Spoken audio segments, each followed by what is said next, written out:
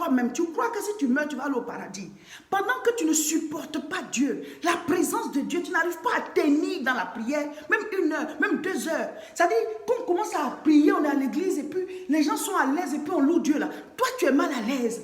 Tu veux partir, tu veux aller parce que ton esprit n'est pas en paix là. Alors que toi, la même personne, si on te met dans un cabaret, dans un bar, dans une boîte de nuit, tu ne vas pas voir le temps passer. Tu ne vas pas voir le temps passer.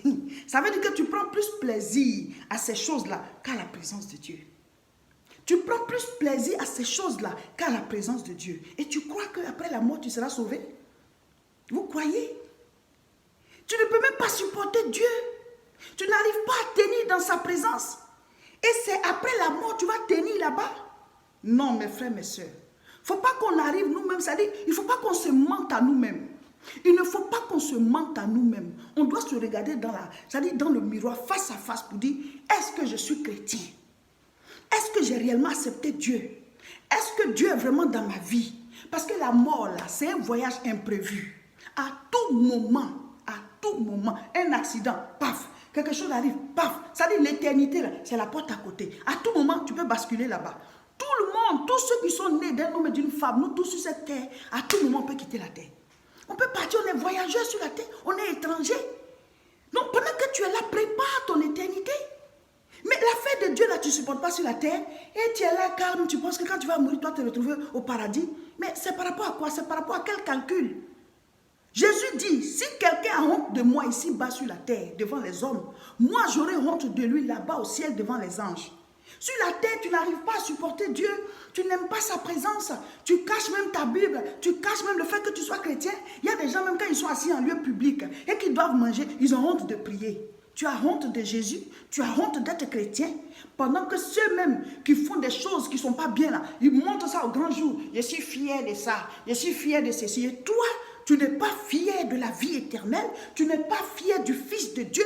On ne te dit pas de brandir ta Bible partout, non. Mais il s'agit de démontrer ta foi chrétienne, pourquoi tu la caches?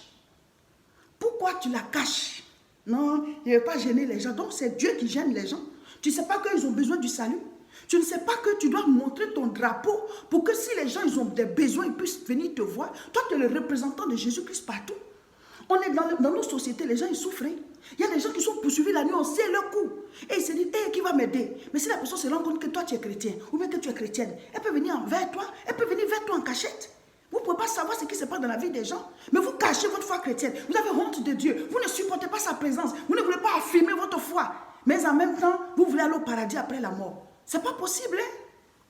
La Bible dit, ne vous y trompez pas. Ce qu'un homme aura semé, il le moissonnera. Ce que tu es en train de mettre en terre, là, il faut bien regarder parce que c'est ça qui va pousser. Tu vas aller dire, on va faire une veillée de prière. Ils vont dire, on peut prier comme ça toute la nuit jusqu'au matin. Veillée de prière. La personne a l'impression que c'est un miracle, c'est quelque chose d'extraordinaire, comme si c'est impossible. Mais la même personne peut passer une veillée en boîte de nuit. Ça ne la dérange pas. Donc pour toi, Dieu n'a pas de place dans ta vie.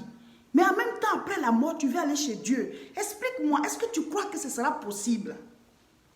Vous pouvez passer du temps devant des bières, c'est-à-dire des bières, des bouteilles de bière, sur des tables, et puis vous êtes assis, on ne voit même pas le temps passer, tu ne regardes pas ta montre, tu peux passer du temps devant la télévision toute la journée, tu peux passer du temps à papoter au téléphone, critiquer, rigoler, te moquer, mais tu ne peux pas passer du temps dans la prière, tu ne peux pas passer du temps à méditer la Bible, tu ne peux pas écouter l'enseignement pendant un certain temps, tu ne peux pas rester à l'église dans la présence de Dieu pendant un certain temps, tu ne peux pas rester à l'église dans la présence de Dieu pendant un certain temps, mais en même temps tu dis que quand tu vas mourir, tu veux que Dieu te prenne au paradis éternellement. Est-ce que tu pourras supporter? Est-ce que tu pourras supporter? Celui qui n'a pas pu supporter Dieu sur la terre ne pourra pas le supporter au ciel. Je vous le dis. Parce que là-bas, c'est Dieu dans toute sa gloire. Je ne te dis pas d'aller habiter à l'église. Je ne te dis pas de laisser tes activités pour être à l'église. Je ne te dis pas de laisser ton foyer pour être à l'église. Je ne te dis pas de laisser ton travail pour être à l'église. Non, ce n'est pas ce que Dieu demande. Ce n'est même pas ce que Dieu demande. J'ai pris cet exemple-là pour vous montrer le fait que certaines personnes sont en train de se mentir à elles-mêmes. Tu n'es pas chrétien sur la terre, mais arrivé au ciel, tu vas être sauvé. Ça va se passer comment? Mon frère, ma soeur, c'est maintenant notre marche avec Dieu. C'est maintenant notre relation avec Dieu. C'est maintenant que nous devons nous accrocher. au Seigneur pour qu'arriver au ciel, on soit sauvé. Vous croyez qu'on fait quoi au paradis? Au paradis, on s'en va adorer Dieu. On s'en va vivre avec Dieu éternellement. Lisez l'Apocalypse. Les gens, ils adorent Dieu. Saint, Saint, Saint est l'Éternel. Saint, Saint, Saint est l'Éternel. Saint, Saint, Saint est l'Éternel. C'est le règne de Dieu. Mais à l'église où on est en train d'adorer Dieu, où on est en train de louer Dieu, où on est en train de lire la Bible, où on est en train de prêcher la parole, tu t'ennuies déjà. Mais comment est-ce que tu vas supporter l'éternité, c'est-à-dire un temps sans fin au ciel, au paradis avec Dieu? Tu vas t'ennuyer. Tu vas t'ennuyer. Voici le témoignage d'un monsieur. Il dit qu'avant, il se prenait pour un chrétien. Mais lui-même, il sait au fond de lui qu'il n'était pas réellement chrétien. C'est-à-dire qu'il avait un pied dedans, un pied dehors. Ce que j'ai l'habitude d'appeler les crépaïens. Là. Voilà, un peu de chrétien, un peu de païen. Voilà. Il était crépaïen. Donc, il dit que sa femme, elle est engagée à fond. C'est une femme qui aime beaucoup prier. Elle éduque les enfants selon la parole de Dieu et tout ça. Et chaque fois qu'elle veut que la famille prie, c'est toujours lui qui est pressé. Voilà. Ah, mais il faut qu'on prie vite. Pourquoi ça prend un peu trop de temps?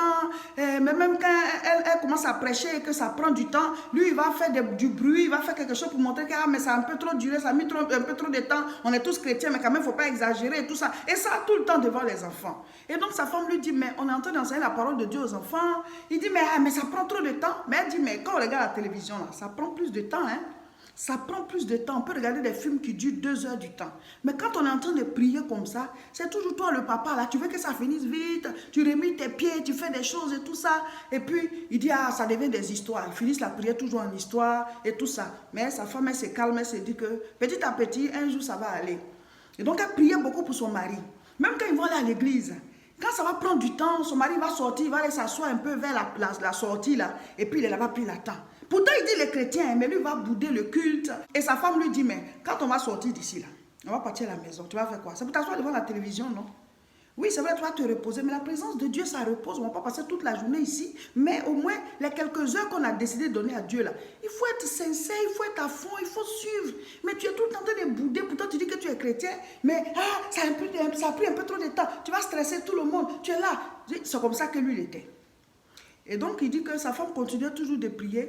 Et par la grâce de Dieu, il a commencé à suivre les vidéos que je mets en ligne. Quand sa femme suit, lui aussi il suit. Quand sa femme suit, lui aussi il suit. Et petit à petit, il a commencé à se dire, ah, mais au fond, moi, je ne suis pas chrétien réellement. Hein.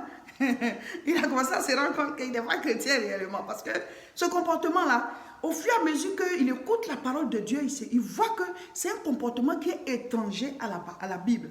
C'est un comportement qui est étranger à la Bible. C'est un comportement qui est étranger à la parole de Dieu. Comment est-ce que quand on se met à prier, toi tu es gêné, tu veux que la prière la finisse vite. C'est que tu n'as pas le Saint-Esprit. C'est vrai, je répète, on ne va pas passer tout le temps à prier. Même Dieu même dit non. Même Dieu même dit non. Quand Jésus-Christ a pris ses apôtres pour aller à la montagne de la transfiguration, quand il a été transfiguré et qu'il a vu Élie et puis Moïse et qu'il était là dans la transfiguration, qu'est-ce que Pierre a dit? Pierre a dit, Seigneur, je vais construire des tentes et puis on va rester ici, on ne descend plus. Jésus a dit non, on a fini cette partie-là. On a reçu la puissance, mais maintenant on doit descendre vers le peuple pour aller communiquer cela et prêcher la parole et faire l'œuvre de Dieu. Parce qu'il y a un temps pour tout. Il y a un temps où on prie, il y a un temps aussi où on sort de la présence de Dieu pour aller, voilà, ce qui est sur nous, ça doit porter du fruit. On doit bâtir des choses, on doit réaliser des choses. Donc Jésus lui-même n'est pas d'accord avec le fait qu'on passe tout notre temps en train de prier, finalement on devient quoi? On prie, mais la puissance et l'onction qu'on reçoit dans la prière, c'est pour que ça puisse nous servir dans la vie de tous les jours. Tu pries le matin, mais après il faut sortir pour aller poser des actes pour avoir des résultats de ta prière.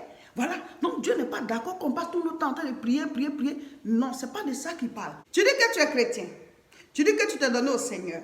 Mais quand on est dans la maison de Dieu en train de prier, tu t'ennuies. Pour peu de choses, tu regardes ta montre. Ça finit quand tout ça. Ça a pris un peu trop de temps, hein. On va partir. Tu es pressé. Tu ne supportes pas la présence de Dieu. Mais en même temps, vous voulez aller au paradis après la mort. Dites-moi, est-ce que c'est logique? Est-ce que c'est logique? Tu ne peux pas supporter Dieu sur la terre pendant 1 heure. Tu ne peux pas supporter Dieu, c'est-à-dire à l'église pendant 2 heures. Mais tu veux aller rester au paradis éternellement, en face de Dieu. Tu es sûr que tu peux supporter? Tu es sûr que tu ne vas pas t'ennuyer au paradis là-bas? Tu t'ennuies déjà à l'église. Comment tu vas supporter l'éternité devant Dieu? Est-ce que c'est logique? Est-ce que ce sera possible? Je ne suis pas en train de dire qu'on doit passer toute notre vie, tout notre temps en train de louer, de chanter, de prier. Ce n'est pas que ça qu'on a à faire, c'est vrai. on a nos activités, on doit bâtir notre vie, on a nos objectifs, on a notre travail, on a nos foyers. Mais la Bible dit, il y a un temps pour tout sous les cieux. On fait tout ça, mais il y a aussi un temps pour adorer Dieu. Il y a un temps aussi où il faut prier. Il y a un temps aussi où il faut être à l'église. Il y a un temps où il faut prier. Il y a un temps où il faut chercher la face de Dieu. Mais vous, le temps où on doit prier là, vous ne supportez pas ça. Donc au ciel là, c'est comme ça tu vas le faire. Tu vas aller t'asseoir dans un coin pour bouder les anges là, pour dire, ah, ça finit quand tous vos histoires de saint, l'éternel là. Ah, moi, tu t'en vas faire quoi? Qu'est-ce qui est plus important que Dieu? Ça veut dire que dans ta vie là, Dieu occupe une place secondaire. Il y a quelque chose qui est plus important pour toi. Et quand tu es devant cette chose-là, c'est-à-dire quand tu es dans l'atmosphère de cette chose qui est plus importante, le temps ne compte pas. Ça passe, ça ne te dit rien. Donc, chacun de nous doit se demander, qu'est-ce qu'il fait sans regarder sa montre? Qu'est-ce qu'il fait sans s'occuper du temps? C'est ça là qui est la première place, qui occupe la première place dans ta vie. Si tu peux regarder la télévision sans t'occuper du temps, tu ne te gênes pas, tu ne te demandes pas, ah, mon entrée de gaspiller du temps, c'est que c'est ça qui occupe ta première place. Si tu peux, je ne sais pas moi, il y a des gens qui peuvent jouer les jeux de société, là, ils s'assoient, ils jouent, sans regarder le temps passer. Ça veut dire que c'est ça qui occupe la première place. Ce que tu peux faire sans regarder ton temps, ça veut dire que c'est cette chose-là qui occupe ta première place. Je ne dis pas qu'il faut aller habiter à l'église. Je ne dis pas que nous devons laisser nos activités, nos foyers et tout ça pour être à fond dans l'œuvre de Dieu et puis finalement, on ne réalise rien. Ce n'est pas de ça qu'il s'agit. Hein. Mais il y a des gens, même le temps qui appartient à Dieu, là, tu refuses de lui donner ça. Tu es mal à l'aise dans la présence de Dieu. Tu veux que ça finisse vite. Déjà sur cette terre, on peut savoir si on est sauvé ou pas à partir du comportement de chacun. Mon frère, quand on est racheté, ça se voit dans nos actes.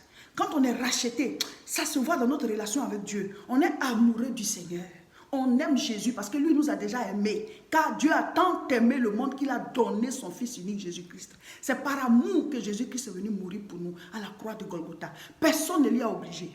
Tout ce qu'il veut, c'est que nous aussi, on puisse aussi l'aimer. Et l'aimer à fond. Pas l'aimer genre classique, un peu de... Nous on est chrétiens mais soft. Hein. On est chrétiens mais on n'y va pas trop à fond. On est chrétiens mais il ne faut pas trop exagérer. Il ne faut pas trop se prendre la tête non plus. Ça c'est quoi ça? C'est quel genre de chrétien? C'est quel genre de christianisme? Jésus a besoin de disciples, des gens à fond. Il a besoin de disciples. Il dit aller faire de toutes les nations des disciples. Il n'a pas dit de faire des sympathisants du Christ. Il n'a pas dit de faire des gens qui sont bon, voilà, un peu modérés. Ce n'est pas de ça qu'il a besoin. Des disciples, des gens qui s'engagent. Le disciple, c'est la discipline. Il est engagé. Le disciple accompli devient comme le maître.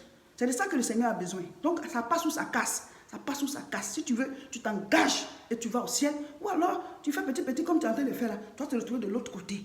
Il dit, si tu n'es ni chaud ni froid, je te vomirai. Choisissez de quel côté vous voulez être. Vous êtes chrétien, mais la présence de Dieu vous ennuie. C'est quelle histoire? Psaume 116, verset 15. Elle a du prix aux yeux de l'Éternel la mort de ceux qui l'aiment. Ceux qui aiment Dieu. Ceux qui aiment sa présence. Ceux qui aiment passer du temps avec lui.